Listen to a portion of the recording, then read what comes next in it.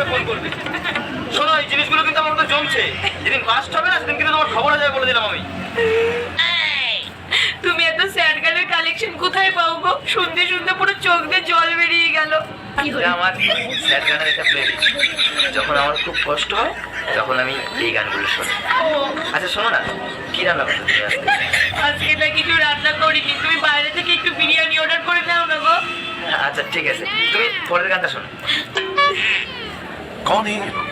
कहाँ से आते हैं? মানে কিচ্ছু বলার নেই, একটা রান্না সেটাও করতে পারে না। আমার নাকি বিরিয়ানি অর্ডার করে খেতে হবে। আরে অফিস থেকে বাড়ি এসে বোর হাতে রান্না খাবো সেই সুযোগটা আমার নেই। বিরিয়ানি অর্ডার করে খেতে হবে আমার। বাবারে বাবা, এদিকে মহারানীর অর্ডার শেষ নেই। শাড়ি লাগবে, মেকআপ লাগবে, এই লাগবে, সেই লাগবে। আমার বাপ যেন ব্যস্ত, টাকার ব্যস্ত রয়েছে। হ্যাঁ, ভালো লাগে না একদম।